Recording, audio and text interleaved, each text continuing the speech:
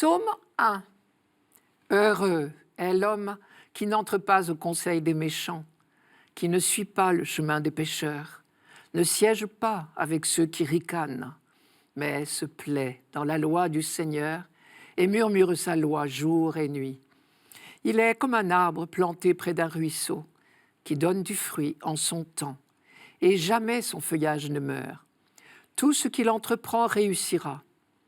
Tel n'est pas le sort des méchants, mais ils sont comme la paille balayée par le vent.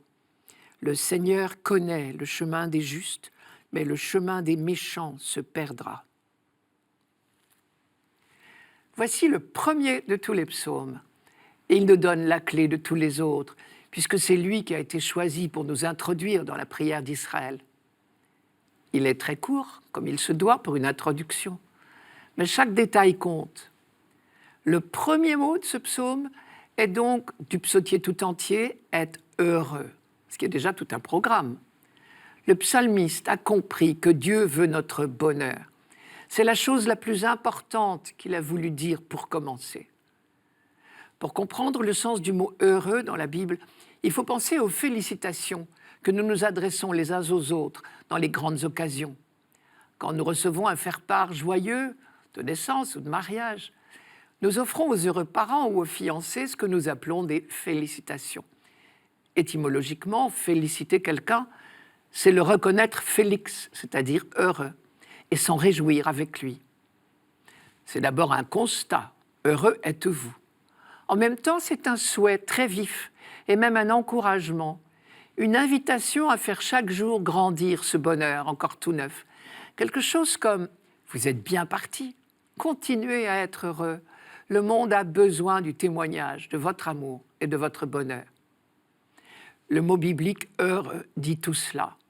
Il a ces deux aspects de constat et aussi d'encouragement. Et c'est pour cela que bien souvent, avec André Chouraki, on traduit « heureux » par « en marche ». Cela nous invite à nous représenter l'histoire de l'humanité comme une longue marche. Une marche au cours de laquelle les hommes sont à chaque instant invités à choisir leur chemin. On aura remarqué l'insistance de ces quelques versets sur le mot « chemin ». Heureux l'homme qui ne suit pas le chemin des pécheurs. Le Seigneur connaît le chemin des justes, mais le chemin des méchants se perdra. C'est ce que l'on appelle le thème des deux voies. Sous-entendu, il y a deux routes, deux voies, la bonne et la mauvaise. À nous de choisir. Le thème des deux voies s'appuie sur une comparaison. Notre vie est comparée à un croisement.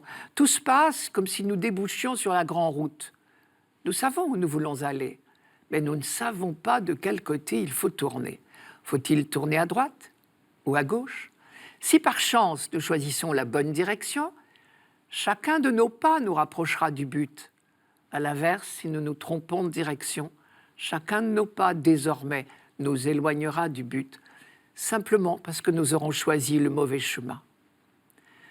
La révélation biblique n'a qu'un seul but, indiquer à l'humanité le chemin du bonheur que Dieu veut pour elle. Et c'est pourquoi elle est parsemée de multiples poteaux indicateurs. Le livre du Deutéronome, par exemple, a beaucoup développé ce thème. Je cite « Vois, je mets aujourd'hui devant toi la vie et le bonheur, la mort et le malheur. Tu choisiras la vie. » Dans cette optique, les mots « heureux »,« malheureux » ou « béni »,« maudit » sont comme des feux de signalisation. Quand Jérémie dit ce que nous avons entendu dans la première lecture, « Maudit soit l'homme qui compte sur des mortels », il ne prononce ni jugement ni condamnation définitive sur des personnes, mais il prévient du danger, comme on crie quand on voit quelqu'un au bord du précipice. À l'inverse, des expressions comme « Béni soit l'homme qui compte sur le Seigneur », toujours Jérémie dans la première lecture, ou « Heureux l'homme qui se plaît dans la loi du Seigneur » dans ce psaume, sonnent comme des encouragements. Vous êtes sur la bonne voie.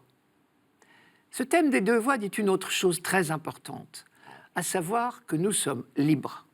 Mais si nous voulons être heureux, il y a des voies sans issue, donc à éviter.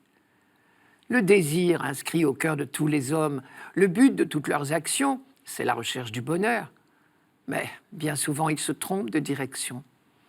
La loi donnée par Dieu n'a pas d'autre but que de guider notre liberté, vers le bon chemin. D'où ce grand amour de la loi que nous avons rencontré si souvent en Israël.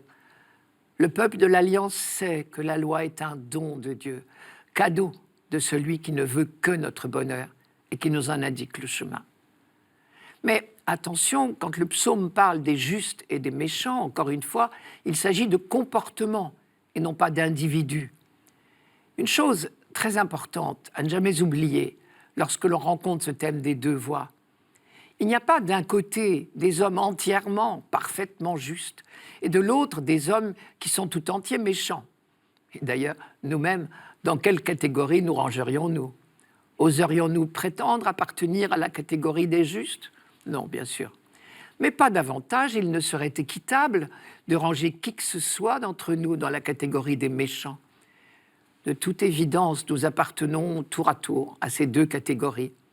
Certaines facettes de nos vies sont sur la bonne voie, d'autres non. Celle-ci, il faut le savoir, ne mène nulle part. En revanche, et c'est une merveilleuse nouvelle pour nous, aujourd'hui, tous nos efforts pour écouter la parole sont autant de pas sur le chemin du vrai bonheur.